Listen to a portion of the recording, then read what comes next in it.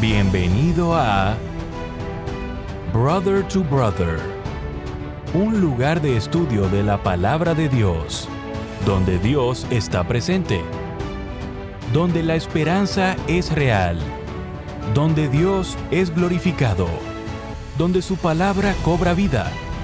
Escuela sabática, reflexiones, estudios bíblicos y más.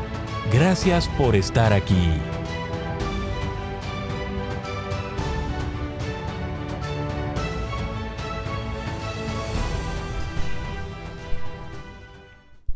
Muy bienvenidos a su programa Brother to Brother. Les saluda Gerson Anaya. Llegamos a una semana más para poder estudiar todos juntos. Así es que no vamos a perder mucho tiempo. Solo quiero recordarles una vez más que aquí tenemos la información para ese programa Madrugando con Jesús, lunes, miércoles y viernes, 5 de la mañana, hora del Pacífico, hora de California, donde usted puede ser parte de trayendo sus peticiones de oración, marcando ese número de teléfono y poniendo su número de PIN. Así que ahí tienen la información para que se puedan conectar. También les recuerdo, ¿verdad?, que puedan traer su Biblia, su libro de lección y también algo con que tomar notas. Recuérdense que vamos a estudiar. No es mi opinión sobre la lección, sino estudiaremos todos juntos. Bueno, vamos entonces a invocar el nombre de Dios para así poderlo tener la dirección correcta para poder estudiar las Escrituras. Ustedes me pueden acompañar reverentemente en esta oración.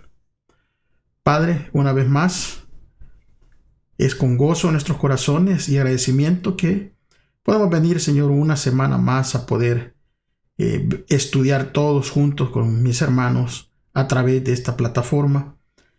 Pido, Señor, de todo corazón que perdone mis pecados, que perdone mis rebeliones y que borre, Señor, cualquier mal pensamiento y que me ayude a poder entender, Señor, a poder discernir cada enseñanza. Que sea usted el que me dirija y que sea usted el que nos enseñe hoy en este día. Bendiga a mis hermanos, mis amigos que estarán viendo este video y que usted pueda, Señor, también darles la sabiduría necesaria para el correcto entendimiento de este estudio. En el nombre de Jesús. Amén.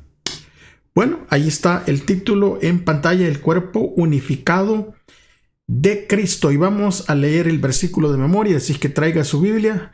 Allí va a estar en el libro de Efesios. Hoy vamos a estar prácticamente estacionados, ¿verdad?, en el capítulo 4. Y la lectura de esta semana se va a encontrar en el versículo 11 y 12 del capítulo 4 de Efesios. Así que vamos a leerlos todos juntos, por favor. Así que corrobore que estamos leyendo directamente de la palabra de Dios. Dice de la siguiente manera: Él mismo dio a unos el ser apóstoles, a otros profetas, a otros evangelistas y a otros pastores y maestros, a fin de perfeccionar a los santos para desempeñar su ministerio para la edificación del cuerpo de Cristo. Ahí está, Efesios 4, versículo 11 y 12. Vamos entonces a entrar en lo que es la lección, ¿verdad? Y viene aquí una historia, prácticamente una fábula de Esopo que se titula El estómago y los pies. Y en esta fábula, el estómago y los pies discutían sobre la importancia, ¿verdad?, de cada uno de ellos. Y cuando los pies insistían en que eran tan fuertes que incluso cargaban con el estómago simplemente respondió: pero mis buenos amigos, si yo no los alimentara, ustedes no podrían llevar nada. Y Pablo utiliza la imagen del cuerpo humano para aclarar un aspecto espiritual, porque para Pablo, el cuerpo humano y la iglesia como cuerpo de Cristo está compuesto por varias partes con diferentes capacidades, donde todas las partes deben trabajar juntas para que este cuerpo de Cristo sea saludable. Y en Efesios 4, del 1 al 16, Pablo vuelve a implementar la metáfora del cuerpo que anteriormente utilizó con tanta eficacia en el libro de Romanos, en el capítulo 12, y en Primera de Corintios también en el capítulo 12, que Cristo ahora es la cabeza del cuerpo. ya que suple el cuerpo con la gente que tiene dones que ayudan a unificar el cuerpo, donde cada parte, o sea, cada miembro de iglesia, contribuye con sus habilidades para que todo funcione. Y la imagen utilizada por Pablo de un cuerpo saludable y unificado nos ayuda a entender el objetivo de Dios para nosotros. O sea que ser parte de una iglesia fructífera, unido en Cristo, envuelve, ¿verdad? Que nosotros seamos parte de ese cuerpo, que nosotros seamos miembros de ese cuerpo, pero miembros activos, en movimiento. Vamos entonces a pasar a el día domingo. Dele vuelta a su paginita de la lección. Y en el día domingo el título es La unidad del Espíritu. Y vamos a leer el capítulo 4 de Efesios para poder entrar en este contexto de estudio. Vamos a leer del versículo 1 al versículo 16 para ver cómo alienta Pablo a los creyentes a fomentar la unidad de la iglesia. Allí va a estar la clave y nosotros vamos a poder leer todos juntos su Biblia allí, versículo 1 en adelante del capítulo 4 hasta el versículo 16. Recuérdese que leemos mucho, pero es necesario para cuando uno está estudiando. Así que, versículo 1 en adelante. Yo que estoy preso por causa del Señor, les ruego que vivan como es digno del llamamiento que han recibido, y que sean humildes y mansos y tolerantes y pacientes unos con otros en amor. Procuren mantener la unidad del Espíritu en el vínculo de la paz, así como ustedes fueron llamados a una sola esperanza. Hay también un cuerpo y un espíritu, un Señor, una fe, un bautizo, y un Dios y Padre de todos, el cual está por encima de todos, actúa por medio de todos y está en todos. Pero a cada uno de nosotros se nos ha dado la gracia conforme a la medida del don de Cristo. Por esto dice, subiendo a lo alto llevó consigo a los cautivos y dio dones a los hombres. Y al decir subiendo, ¿qué quiere decir? Sino que también primero había descendido a lo más profundo de la tierra. El que descendió es el mismo que también ascendió por encima de todos los cielos para llenarlo todo. Y él mismo constituyó a unos apóstoles, a otros profetas, a otros evangelistas, a otros pastores y maestros, a fin de perfeccionar a los santos para la obra del ministerio, para la edificación del cuerpo de Cristo, hasta que todos lleguemos a estar unidos por la fe y el conocimiento del Hijo de Dios, hasta que lleguemos a ser un hombre perfecto a la medida de la estatura de la plenitud de Cristo, para que ya no seamos niños fluctuantes, arrastrados para todos lados por todo viento de doctrina, por los engaños de aquellos que emplean con astucia artimañas engañosas, sino para que profesemos la verdad en amor y crezcamos en todo en Cristo, que es la cabeza, de quien todo el cuerpo, bien concertado y unido entre sí por todas las coyunturas que se ayudan mutuamente, según la actividad propia de cada miembro, recibe su crecimiento para ir edificándose en amor. Pablo va a comenzar la segunda mitad de Efesios, del capítulo versículo 4 al 6, con un conmovedor llamado a la unidad, pero lo hace en dos partes principales. Y vamos a ver esas dos partes. Primero, en Efesios de 4, del 1 al 6, les pide a los creyentes que fomenten la unidad del Espíritu, exhibiendo virtudes que fomenten la unidad, llamado que respalda con una lista poética de 7 unos. En segundo lugar, en Efesios 4, del 7 al 16, Pablo identifica al Jesús exaltado, a Jesús victorioso, como la única fuente de gracia en aquellos que encabezan la difusión del Evangelio. Y describe cómo ellos, junto con todos los miembros de la iglesia, contribuyen a la salud, el crecimiento y la unidad del cuerpo de Cristo. Al comienzo del capítulo, Pablo invita a los cristianos a que anden como es digno de la vocación a que fuéramos llamados. Y este es un llamado actual, porque es un llamado que se puede hacer ahora para el mundo cristiano. que debemos de andar con una vocación digna, y digno como es digno el llamado, ¿verdad?, que se nos ha hecho. Y aquí Pablo va a utilizar el verbo andar, pero lo usa en un sentido figurado, que se refiere al comportamiento o al vivir. Y cuando Pablo está haciendo un llamado, se refiere al llamado a la fe cristiana. Pablo insta a los creyentes a practicar un comportamiento unificador que refleje el plan supremo de Dios. Y aquí comienza ese énfasis con un llamado a practicar las virtudes que conducen a la unidad, como la humildad, la mansedumbre y la paciencia. Entonces vamos a ver cada uno de estos términos, porque Pablo explica que el término humildad lo va a explicar en otra parte y en Efesios 4:2 también, y añade la idea de considerar a los demás como superiores a ustedes. O sea, el término humildad lo está empleando en ese contexto, con ese significado de considerar a los demás como superiores a nosotros. La humildad, entonces, ahora se puede entender como una virtud positiva y no como una virtud negativa, no como una virtud de desprecio propio, sino como una virtud de apreciar y de servir a los demás. También habló de la mansedumbre. Y ahí se puede explicar como la cualidad de no estar demasiado impresionado por un sentido de la propia importancia, que también significa, ¿verdad?, la cortesía, la consideración, la amabilidad. Finalmente, se va a hablar de la paciencia, que es ser capaz de soportar la provocación o las pruebas. Por lo tanto, todas estas cualidades se agrupan en torno de la temática de alejarse de la arrogancia y, en cambio, centrar la atención en el valor de los demás.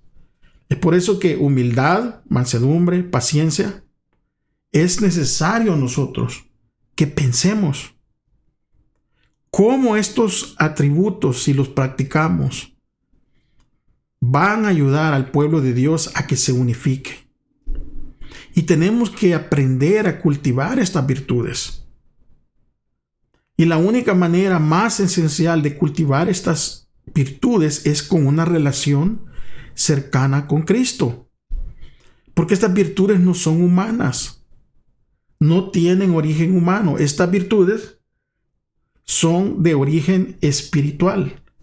Vienen de Dios. Es por eso que es importante entender cuando estamos estudiando. Vamos a pasar al día lunes, y en el día lunes se nos va a hablar unidos en el único. Unidos en el único. Y aquí vamos a ver qué 7 unos Pablo citó para respaldar su tema de la unidad en la iglesia. ¿Y qué cuestión es lo que está tratando de plantear con esta lista que se dio? Porque allí en Efesios 4, versículo 4 al 6, dice de la siguiente manera: así como ustedes fueron llamados a una sola esperanza, hay también un cuerpo y un espíritu, un Señor, una fe, un bautismo y un Dios Padre de todos, el cual está por encima de todos, actúa por medio de todos y está en todos. La lista de Pablo aquí de 7 unos tiene un estilo poético, así es como él lo menciona. La lista comienza, ¿verdad?, con 2 unos juntos, porque dice, hay un solo cuerpo, ¿verdad?, y un solo espíritu. Que cuando habla del cuerpo se refiere a la iglesia como cuerpo de Cristo, y un solo espíritu. El tercer uno que va a dar es una misma esperanza de vocación. Y luego la lista va a pasar donde se ofrecen 3 elementos más, porque habla de un Señor con referencia a Cristo, que es el único Señor de nosotros, a una fe, que es el contenido de lo que los cristianos creemos, y un bautizo. Y antes de concluir con una extensa descripción de Dios como un Dios y Padre de todos, que está sobre todos, por todos y en todos, ¿qué es lo que en realidad quiere comunicar Pablo mediante esta descripción poética de Dios Padre? Debido a que lo menciona como Padre de todos, se está refiriendo a Dios como el Creador.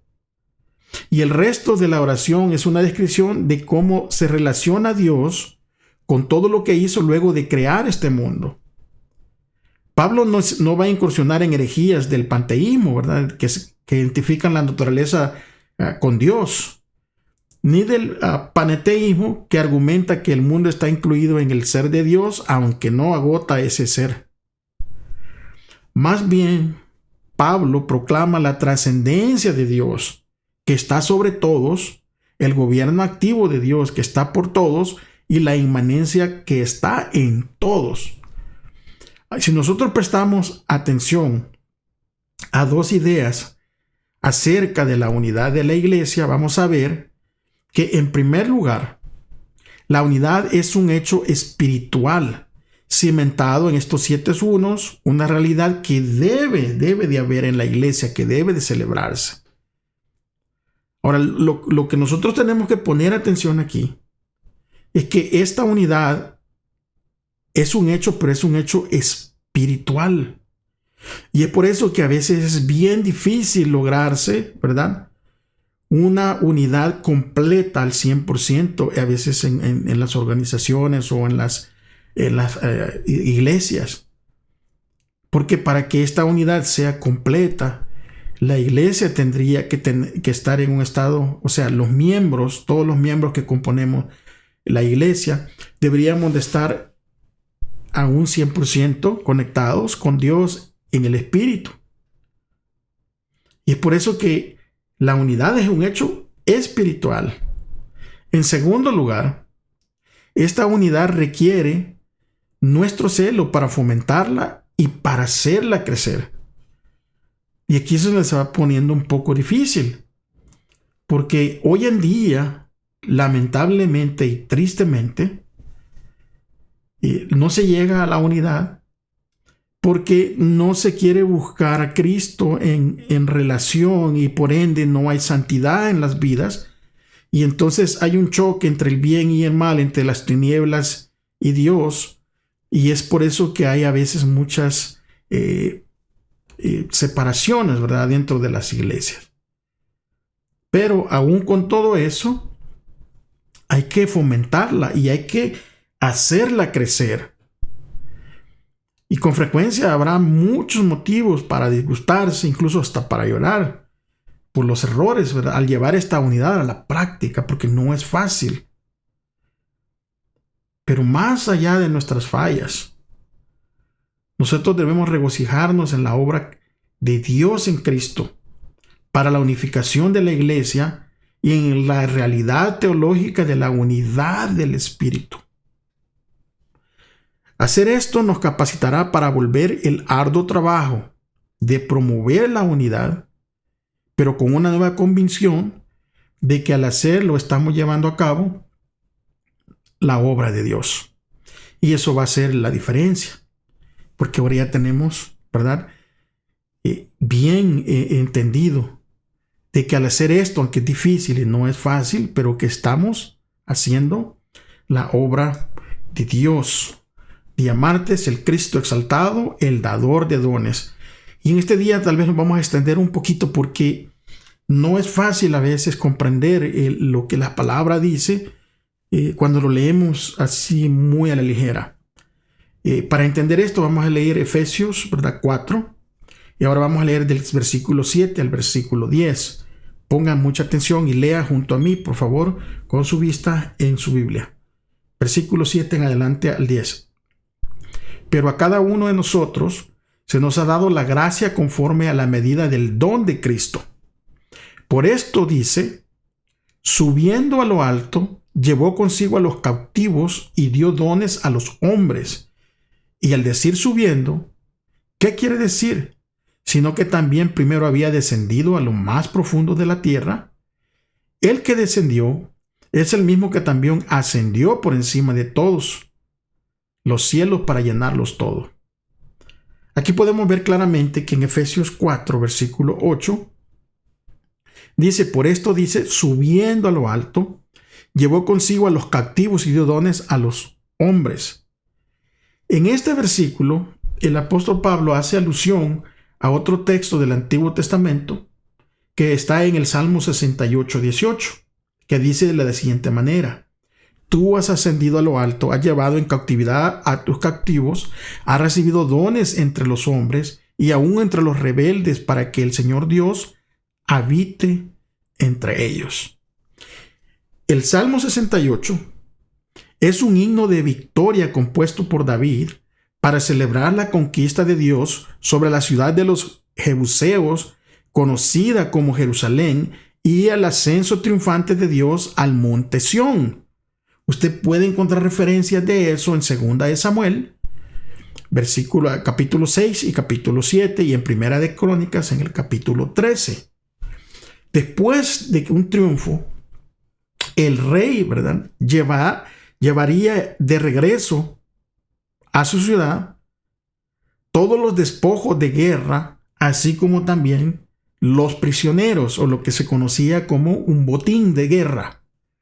Ahora, brevemente vamos a ver cómo se aplica cada frase del texto de Efesios 4:8 con el Salmo 68:18 en la obra redentora de Jesucristo. Primero, cuando ascendió a lo alto. Aquí el apóstol Pablo hace una interpretación del Salmo 68 para mostrar cómo Cristo recibió el derecho para conferir los dones espirituales, tal como lo enseña el verso anterior, ¿verdad?, de ahí mismo de Efesios 4, el versículo 7, que dice: pero a cada uno de nosotros se nos ha concedido la gracia conforme a la medida del don de Cristo, Efesios 4:7.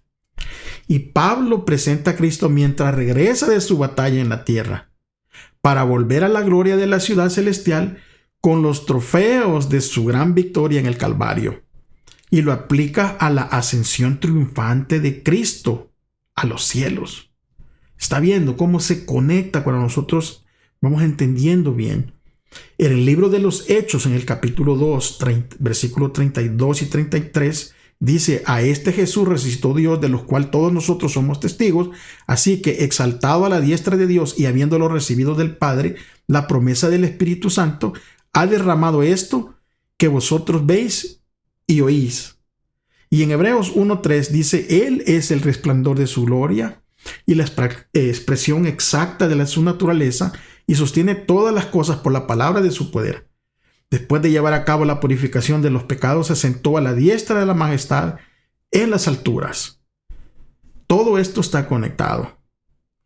Entonces podemos ya nosotros entender, ¿verdad?, de lo que se estaba hablando aquí con referente, ¿verdad?, primero a lo que dijimos, a la ascensión, cuando ascendió a lo alto, de lo que está hablando aquí justamente en el Salmo 68 y versículo 18.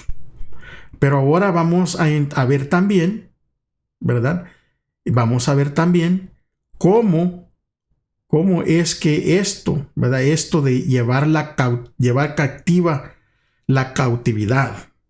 O sea, porque de eso habla y a veces uno se queda como, ¿de qué está hablando? Bueno, la cautividad se comprende mejor cuando se hace la traducción literal del original, que se traduce como hueste de cautivos. Y es por eso que en el Salmo 68, 18 se trata de los enemigos que fueron hechos cautivos por el rey David. Estos enemigos tipifican a los enemigos de Cristo, el Hijo de David. ¿Quiénes eran los enemigos de Cristo? El diablo, la muerte, la maldición y el pecado. Y estos, ¿verdad?, como si fueran llevados en una procesión triunfal y al mismo tiempo como señal de la destrucción del enemigo. Mire lo que dice Colosenses 2:15. Dice: y habiendo despojado a los poderes y autoridades, hizo de ellos un espectáculo público, triunfando sobre ellos por medio de él. ¿En medio de quién? Por medio de Cristo. Porque es de Cristo que estamos hablando, ¿verdad? Él es el que llevó la cautividad de los cautivos. Ahora vamos a ver Hebreos 2, 14 y 15. Así que por cuanto los hijos participan de carne y sangre, él igualmente participó también de lo mismo, para anular mediante la muerte el poder de aquel que tenía el poder de la muerte, es decir, el diablo, y librar a los que por el temor a la muerte estaban sujetos a esclavitud durante toda la vida. Hebreos 2, 14 15. Claramente, a través de su crucifixión y resurrección, Cristo conquistó a sus enemigos y devolvió triunfante a Dios a todos aquellos que habían sido pecadores y prisioneros de Satanás. Ahora, cuando Cristo asciende, ahora habla que dio dones a los hombres. Y allí mismo en el Salmo 68:18 se dice, ha recibido dones de entre los hombres, tal como viene del original hebreo. Y aquí evoca la imagen del conquistador que reparte en señal de su triunfo los despojos del enemigo como regalos entre su pueblo. Recuerden que este contexto, ¿verdad?, de Salmo 68 es, claro, de que David viene de triunfar, trae el botín, ¿verdad?, de guerra, y ahora ese botín que traía de guerra se repartía, se daba, ¿verdad?, a los soldados primeramente, a los capitanes, a todos los que habían participado en la guerra, a las familias, se les repartía parte del botín. En ese contexto, es que está hablando de la conquista de Cristo y de ya un Cristo que va como un ganador, ¿verdad? Y está ascendiendo al cielo, y ahora desde el cielo va a repartir a través del Espíritu Santo esos dones espirituales. Uno de los ejemplos que podemos nosotros, tal vez para que entendamos un poquito más, es en el caso de Josué, cuando Josué y el campamento de Israel durante la conquista de la tierra prometida, ahí en Josué 1:11-14. Ahí dice, y los hijos de Israel tomaron como botín todos los despojos de estas ciudades y el ganado, mas a los hombres hirieron a filo de espada hasta destruirlos, no dejaron ninguno con vida. Aquí viene otra vez más. Josué ha triunfado y lleva todos los despojos, ¿verdad? Todos los despojos de esta ciudad, y eso se va a repartir. De igual modo, entonces Jesús ahora distribuye el botín a lo largo y ancho de su reino.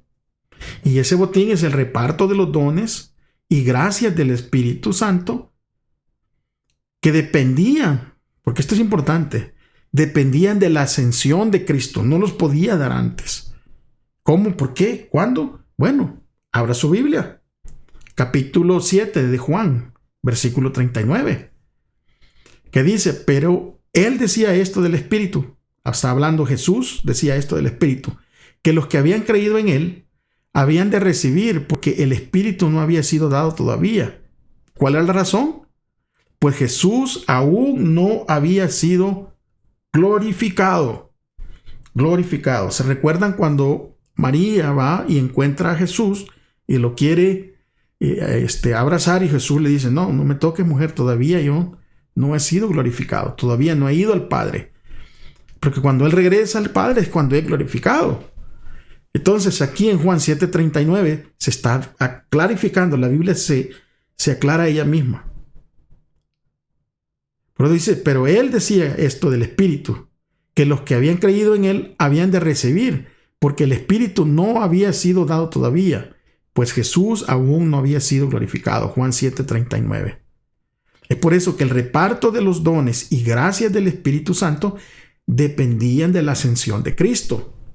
Ahora, tras su ascensión, vinieron todos los dones espirituales investidos de poder por el Espíritu Santo, que fue enviado ¿por quién? Fue enviado por Cristo. Es que esto es lo maravilloso que podemos entender. Mire, lea el libro de Hechos, capítulo 2, versículo 33. Dice, así que, exaltado a la diestra de Dios y habiendo recibido del Padre la promesa del Espíritu Santo, ha derramado esto que vosotros veis y oís. Estaban hablando de los dones espirituales ahí en el libro de Hechos, en el Pentecostés. Vamos a ver los dones dados por Jesucristo en contexto directo de Efesios 4:8. Son estos dones ministeriales de los que habla, ¿verdad? Que dice que Él dio a algunos al ser apóstoles, a otros profetas, a otros evangelistas, a otros pastores y maestros, a fin de capacitar a los santos para la obra del ministerio, para la edificación del cuerpo de Cristo. O sea, hay un propósito por el cual se da estos dones. Estos dones no son como para exhibición o para exaltación propia. El propósito de estos dones que se le da a las personas es para la edificación del cuerpo de Cristo. Esto es en el cumplimiento perfecto, ¿verdad?, de la voluntad del Padre. Jesús poseía toda la autoridad y soberanía para asignar los dones espirituales, tal como los confirma estos versículos de aquí de Efesios 4.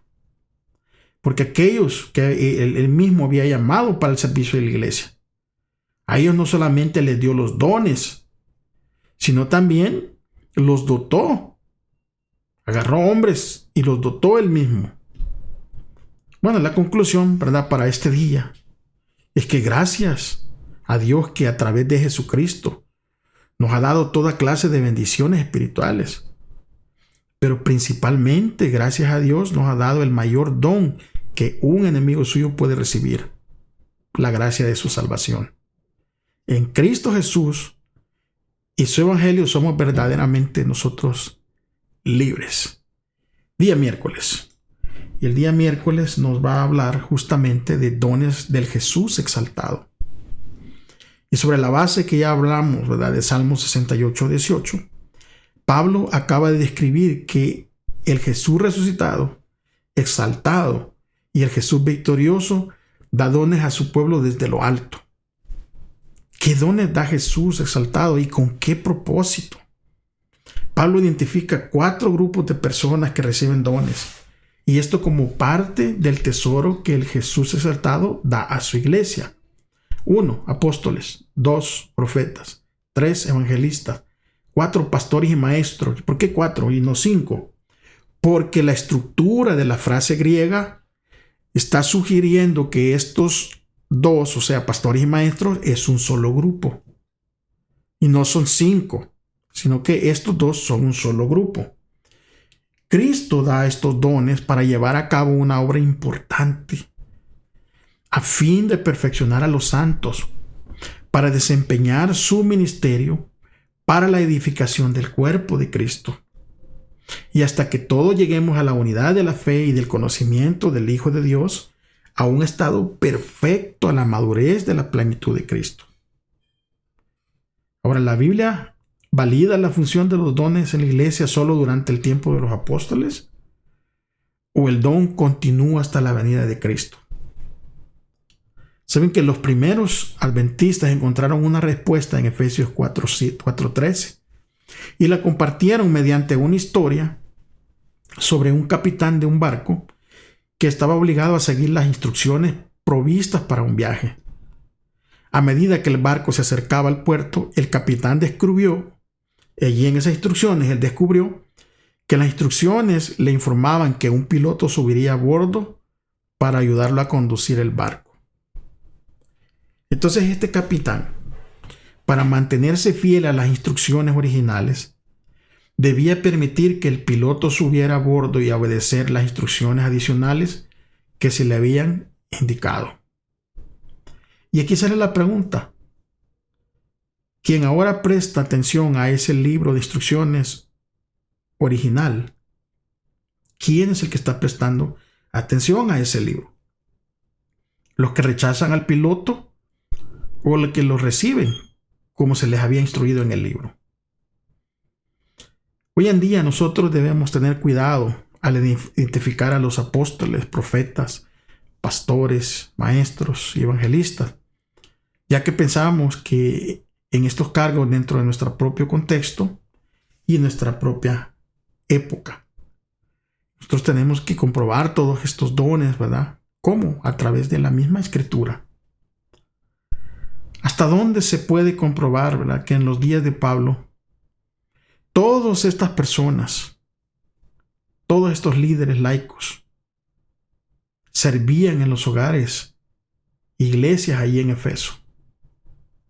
Pues recuérdense que en el contexto de Efeso, todos ellos se reunían, no se reunían en el templo, porque no tenían el templo, pero se reunían ¿a dónde?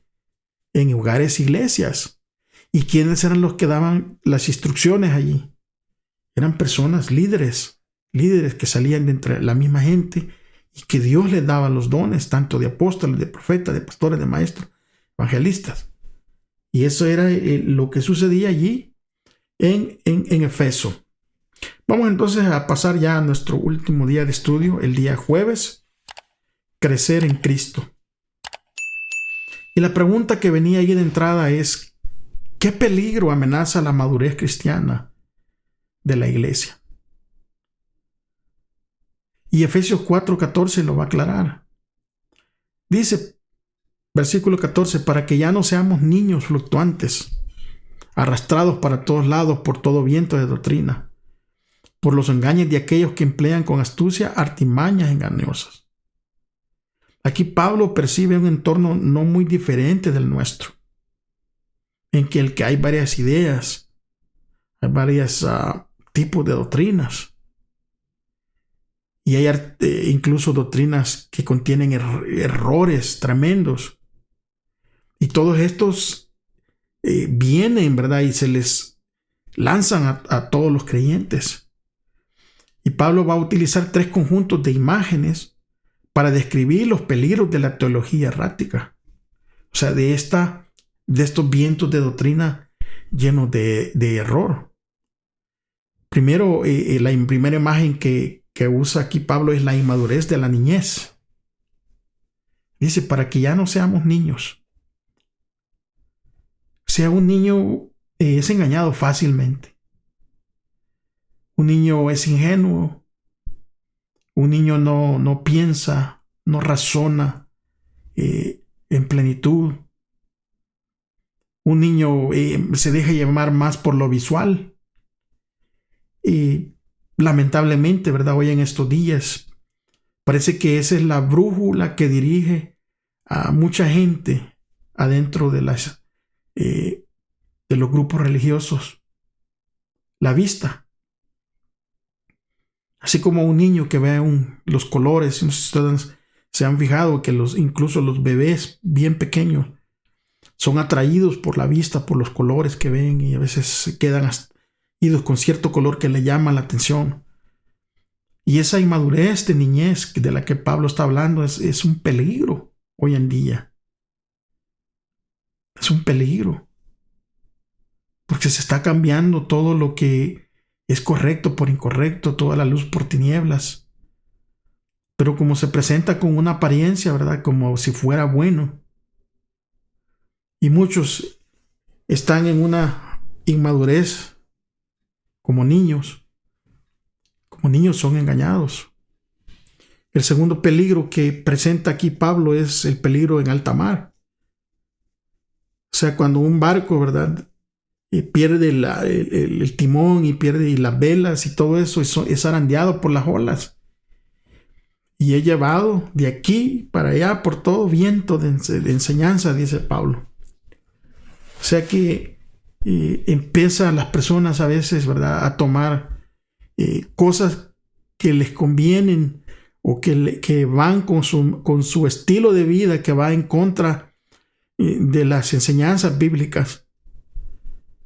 Pero como parece bien, entonces yo lo tomo y voy por ese rumbo. Y voy por ese rumbo. E incluso, ¿verdad? Pablo también habla de como tercer peligro, el ser estafado por personas astutas. Que como las personas que son apostadores practican trucos y falsedades, engaños y todo ese asunto.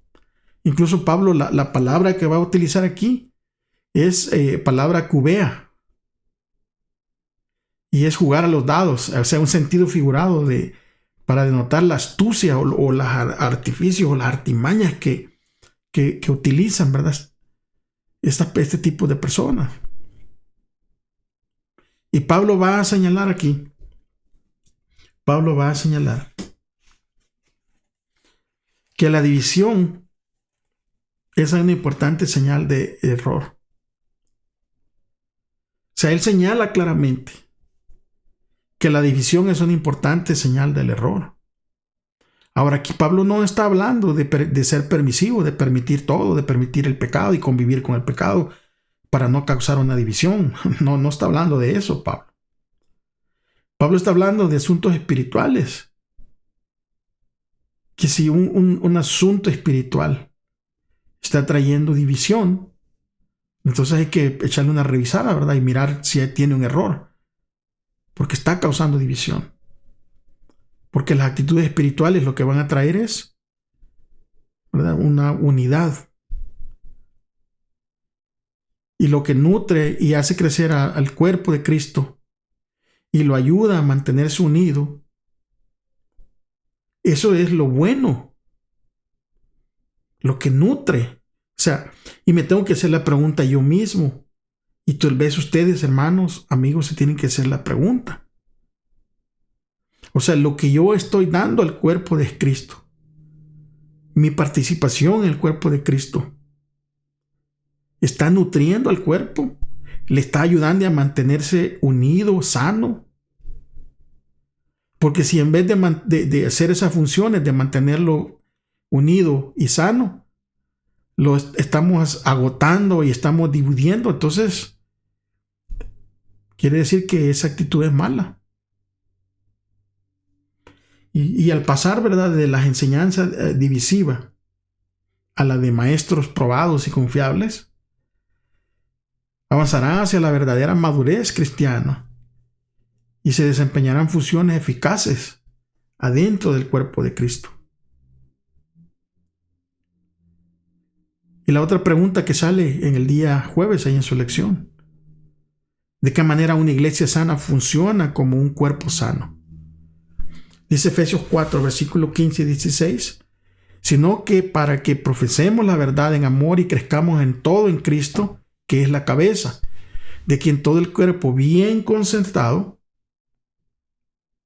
y unido entre sí por todas las coyunturas que se ayudan mutuamente, según la actividad propia de cada miembro, recibe su crecimiento para ir edificándose en amor.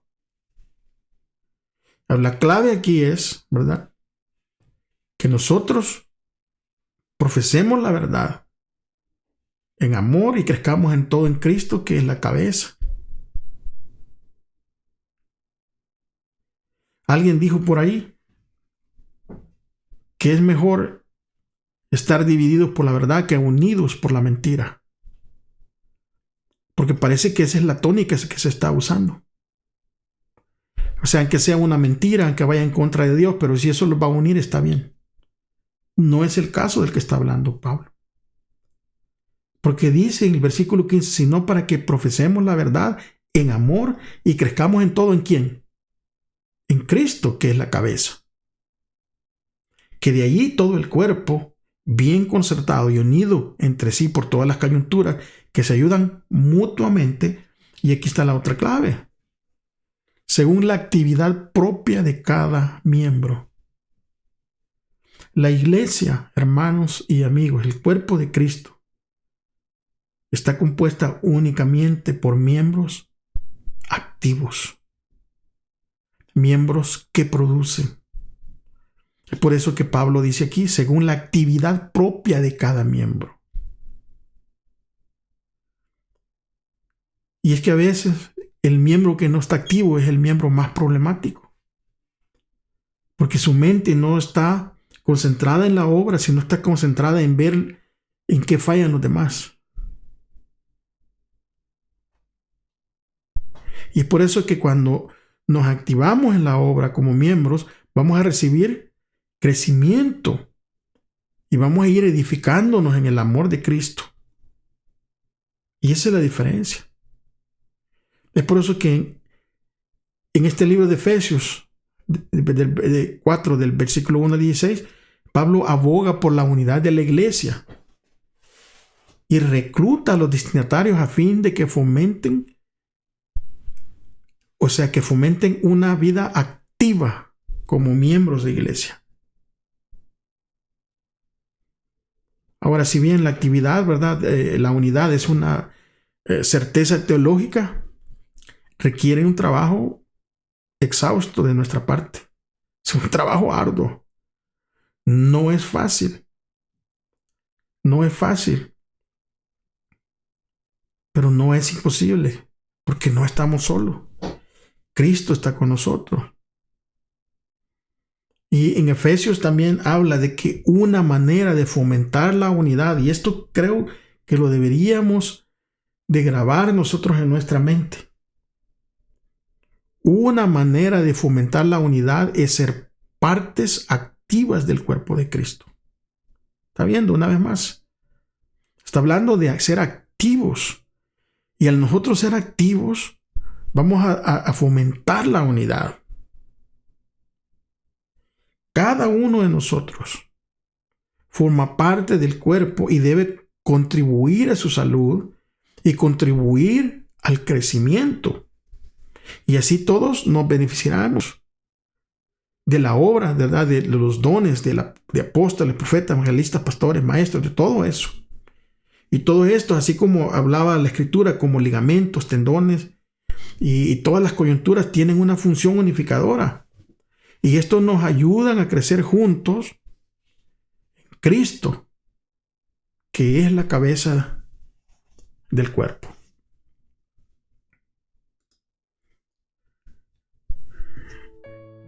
Los miembros de la Iglesia de Dios en esta tierra somos como diferentes partes de una máquina, todas relacionadas estrechamente unas con otras y dependientes de un gran centro.